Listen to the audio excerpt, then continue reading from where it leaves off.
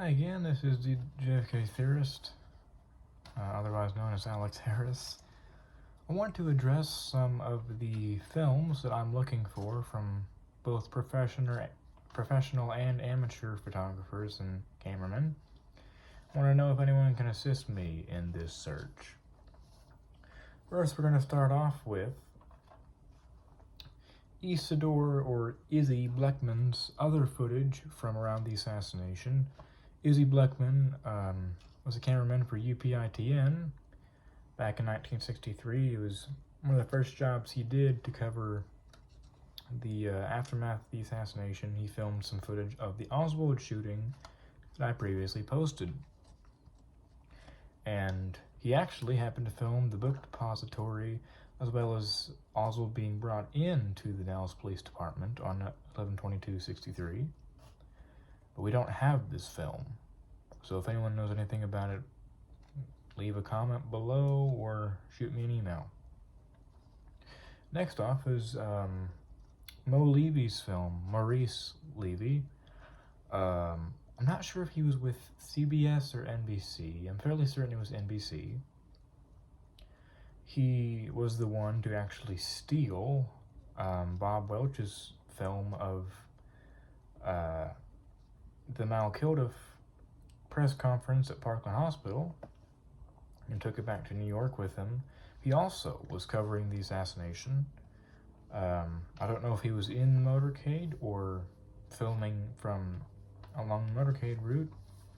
Next off, I just posted Jack Renfro's footage from KTVT. Want to know if anyone has any idea where any more of his footage could be, because that would certainly be of use to me. Next is, there is a photographer that me and Todd Vaughn, who I'm working closely with right now, we both discovered him in a number of photos at Love Field. He's wearing kind of a dark overcoat and a hat, dark hat, almost like the one Jack Ruby wore, but he wasn't Jack Ruby. He had a pretty good camera. His name, Todd, actually happened to contact Gerald Gabluck of the Fort Worth Star-Telegram and asked him if he knew who it was. The name we have right now is Harold Waters of Associated Press. His photos would certainly be of assistance. Next off is, I uncovered in, I think it was from Richard Sprague, that mentioned a cameraman for WWL in New Orleans with the last name O'Connor, who took footage of Oswald in New Orleans in August of 1963. I don't have anything to add to that. Then, something I want to know if anyone knew about and possibly could tell me, find a lead for me, is I talked to Kenneth Zedaker, who I've mentioned a lot on this channel. He's helped me out a lot with all my research.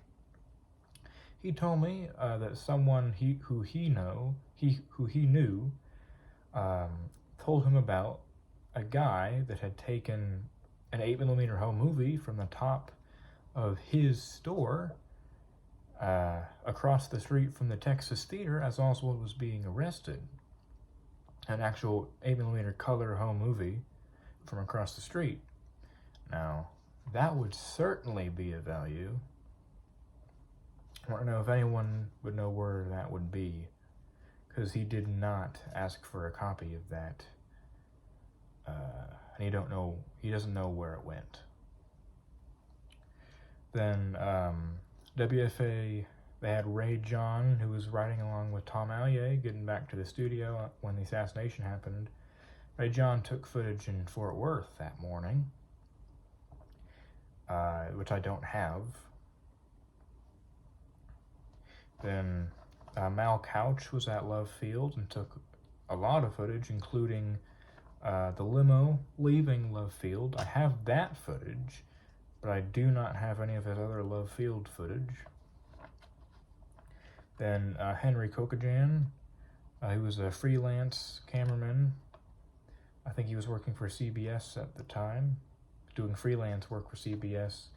He was at Love Field and then went straight to the trademark. Then we have Steve Alexander he was working with KTAL down in Shreveport, Louisiana. We only have his footage of the Oswald shooting, but he took a lot of other footage from around the assassination. Now this footage, I have no idea where it went. I think someone said it disappeared, but I'm not sure of that. Then there's a guy in a lot of photos in Fort Worth and San Antonio he's wearing a white Stetson hat, kind of like the one John Connolly had. And he has a big Archon sound camera. And we see him actually at the doorway of the Hotel Texas in the synchronization I just posted. We don't have any of his footage. I don't know who he even is. And of course, there was a CBS film that was auctioned off a few years ago that it had written on it, it was just marked JFK Assassination CBS, but also written on the box, obviously written a long time before that handwriting, was something about special footage.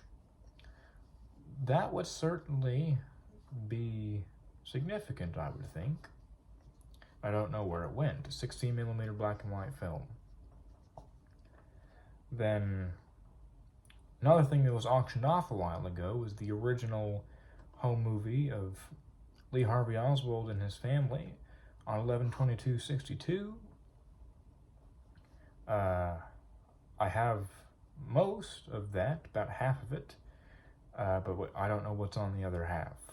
And if anyone knows who has that, I'd like to know, because I'd be interested in scanning that myself. The last thing we have is WFA's Jim Davidson, who took some footage of the Oswald shooting from behind. It was shown on WFA just about a half hour later. We don't have any of his other footage. And certainly he would have other footage, you would think. That's all I have written down for now, so if anything knows anything about any of that footage or film, I'd love to hear it. Clearly, that's just a list of everything I compiled that I don't know much about. So, yeah, your guess would be as good as mine, because I don't know where any of it went. So, yeah.